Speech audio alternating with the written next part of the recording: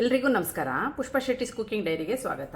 ನಾನಿವತ್ತು ಉಡುಪಿ, ಕುಂದಾಪುರ, ಮಂಗಳೂರು ಸೈಡಲ್ಲಿ ಸಿಗುವಂಥ ಕೆಂಪು ಹರುವೆ ಸೊಪ್ಪಿನ ಪಲ್ಯವನ್ನು ಮಾಡ್ತಾ ಇದ್ದೀನಿ. ಈ ಥರ ಕೆಂಪು ಹರುವೆ ಸೊಪ್ಪು ಕರಾವಳಿ ಭಾಗಗಳಲ್ಲಿ ತುಂಬ ಫೇಮಸ್ಸು. ಒಂದು ದೊಡ್ಡ ಕಟ್ಟು ಕೆಂಪು ಹರುವೆ ಸೊಪ್ಪನ್ನು ಚೆನ್ನಾಗಿ ಉಪ್ಪು ನೀರಲ್ಲಿ ಒಂದು 10 ನಿಮಿಷ ನೆನೆಸಿ ನಂತರ ಒಂದು 2-3 ಬಾರಿ ವಾಶ್ ಮಾಡಿ ಕ್ಲೀನಾಗಿ ಸಣ್ಣದಾಗಿ ಹೆಚ್ಕೊಂಡು ಬಂದಿದ್ದೀನಿ. ಈ ಥರ ಸಣ್ಣಗೆ ಹೆಚ್ಕೊಂಡು ಬಂದಿದ್ದೀನಿ. ಹಾಗೂ ಒಂದು ಅರ್ಧ ಕಪ್ಪು ಫ್ರೆಶ್ ತೆಂಗಿನಕಾಯಿ ತುರಿನ ತೊಗೊಂಡಿದ್ದೀನಿ. 1 ಟೀ ಸ್ಪೂನ್ ಆಗುವಷ್ಟು ಪಲ್ಯದ ಪುಡಿ, 1 ಟೇಬಲ್ ಸ್ಪೂನ್ ಆಗುವಷ್ಟು ಬೆಲ್ಲದ ಪುಡಿಯನ್ನು ತೊಗೊಂಡಿದ್ದೀನಿ. 1 ಈರುಳ್ಳಿ, 5 ಬೆಳ್ಳುಳ್ಳಿ ಗಡ್ಡೆ ಜಜ್ಜಿಟ್ಕೊಂಡಿದ್ದೀನಿ. ಒಂದು ಸ್ವಲ್ಪ ಬೆಣ್ಣೆಯನ್ನು ತೊಗೊಂಡಿದ್ದೀನಿ. ಈಗ ಇದನ್ನು ಹೇಗೆ ಮಾಡೋದು ಅಂತ ನೋಡೋಣ. ಇದು ಸಿಂಪಲ್ ಆಗಿರುತ್ತೆ, ರುಚಿನೂ ಅಷ್ಟೇ ಚೆನ್ನಾಗಿರುತ್ತೆ.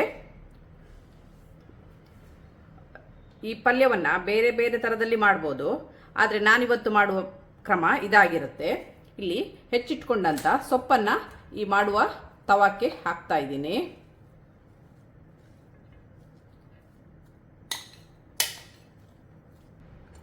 ಒಂದು 5 ಬೆಳ್ಳುಳ್ಳಿ ಬೇಳೆನ ಏನು ಜಜ್ಜಿಟ್ಕೊಂಡಿದ್ದೀನಿ ಅದನ್ನು ಹಾಕಿದ್ದೀನಿ. ಹಾಗೂ 1 ಈರುಳ್ಳಿಗಡ್ಡೆಯಲ್ಲಿ ಒಂದು ಅರ್ಧ ಈರುಳ್ಳಿಗಡ್ಡೆನ ಇದಕ್ಕೆ ಹಾಕಿದ್ದೀನಿ.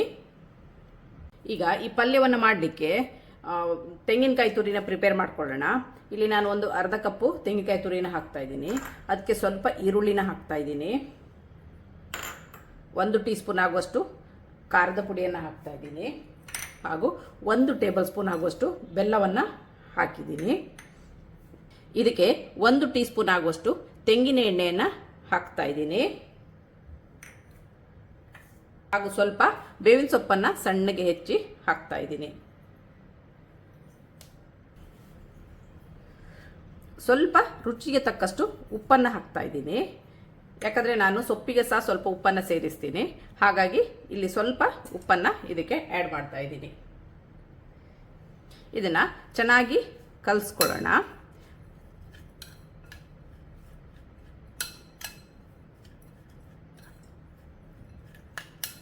ಈಗ ಇದನ್ನು ಚೆನ್ನಾಗಿ ಕಲಸಿದ್ದೀನಿ. ಈಗ ಇದರದ್ದು ನೆಕ್ಸ್ಟ್ ಪ್ರೊಸೀಜರ್ ಏನಂತ ನೋಡೋಣ. ಈಗ ಇದಕ್ಕೆ ನಾನು ಏನು ತೆಂಗಿನ ತುರಿನ ನಾನು ರೆಡಿ ಮಾಡಿ ಇಟ್ಕೊಂಡಿದ್ದೀನಿ. ಈ ತೆಂಗಿನ ತುರಿನ ಈ ಥರ ಮೇಲ್ಗಡೆ ಇಡ್ತಾ ಇದ್ದೀನಿ.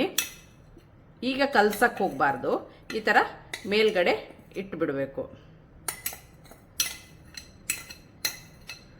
ಈ ಥರ ಮೇಲ್ಗಡೆ ಇಟ್ಟುಬಿಡಬೇಕು. ನಂತರ ಇದರ ಮೇಲ್ಗಡೆ 1 ಸಣ್ಣ ತುಂಡು ಬೆಣ್ಣೆಯನ್ನು ಹಾಕಿ ಇದನ್ನ ಈಗ ಗ್ಯಾಸಲ್ಲಿ ಲೋ ಫ್ಲೇಮಲ್ಲಿ ಬೇಯಕ್ಕೆ ಇಡೋಣ.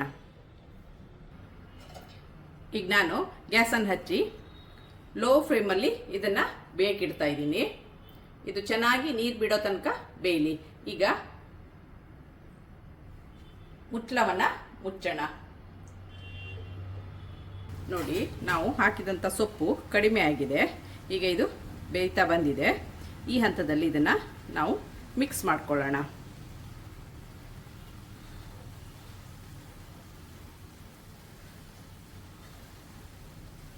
ನಾನಿಲ್ಲಿ ನೀರನ್ನು ಸೇರಿಸ್ತಾ ಇಲ್ಲ, ಸೊಪ್ಪಲ್ಲೇ ನೀರು ಬಿಡುತ್ತೆ.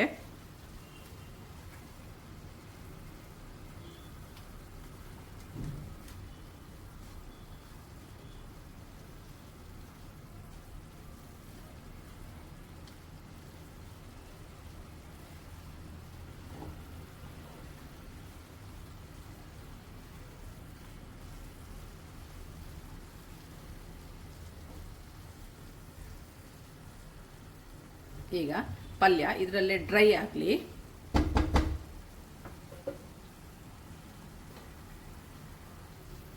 ಈ ಹಂತದಲ್ಲಿ ಸ್ವಲ್ಪ ಉಪ್ಪನ್ನು ನೋಡ್ಕೊಳ್ಳಿ, ಉಪ್ಪು ಖಾರ ಎಲ್ಲ ನೋಡ್ಕೊಳ್ಳಿ. ಇಲ್ಲಿ ನಾನು ಹಾಕಿದಂಥ ಉಪ್ಪು ಖಾರ ಎಲ್ಲ ಕರೆಕ್ಟ್ ಆಗಿದೆ. ಇದು ಇದರಲ್ಲೇ ಸ್ವಲ್ಪ ಡ್ರೈ ಆಗಲಿ. ಇದಾಗಿರುತ್ತೆ ಇವತ್ತಿನ ನನ್ನ ಡೈರಿಯ ರೆಸಿಪಿ. ನಿಮಗೆ ನನ್ನ ಈ ರೆಸಿಪಿ ಇಷ್ಟವಾದಲ್ಲಿ ಪುಷ್ಪಾ ಶೆಟ್ಟಿಸ್ ಕುಕಿಂಗ್ ಡೈರಿ ಇದಕ್ಕೆ ಒಂದು ಲೈಕ್ ಕೊಡಿ, ಶೇರ್ ಮಾಡಿ, ಕಮೆಂಟ್ ಮಾಡಿ. ಸಬ್ಸ್ಕ್ರೈಬ್ ಆಗಿಲ್ಲ ಅಂದರೆ ಸಬ್ಸ್ಕ್ರೈಬ್ ಆಗಿ, ಹಾಗೂ ನಿಮ್ಮ ಫ್ಯಾಮಿಲಿ ಮತ್ತು ಫ್ರೆಂಡ್ಸ್ಗಳ ಜೊತೆನೂ ಹಂಚ್ಕೊಳ್ಳಿ. Thanks for watching. ನೋಡಿ, ಈ ಥರ ಡ್ರೈ ಆಗಿ ಚೆನ್ನಾಗಿ ಪಲ್ಯ ಬಂದಿದೆ ನೋಡಿ. ಇದಕ್ಕೆ ಬೇಕಾದರೆ ಒಗ್ಗರಣೆ ಕೊಡ್ಬೋದು. ನಾನು ಇಲ್ಲಿ ಒಗ್ಗರಣೆ ಹಾಕ್ತಾ ಇಲ್ಲ, ಯಾಕಂದರೆ ಬೇಯುವಾಗಲೇ ಬೆಣ್ಣೆ ಎಣ್ಣೆ ಎಲ್ಲ ಇರೋದ್ರಿಂದ ಮತ್ತೆ ಒಗ್ಗರಣೆ ಅವಶ್ಯಕತೆ ಇಲ್ಲ. ಬೇಕಾದರೆ ಇದಕ್ಕೆ ಒಗ್ಗರಣೆಯನ್ನು ಹಾಕ್ಕೋಬೋದು.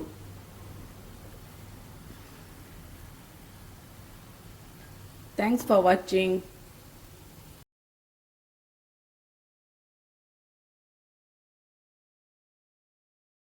ಈಗ ಗ್ಯಾಸನ್ನು ಆಫ್ ಮಾಡ್ತಾ ಇದ್ದೀನಿ.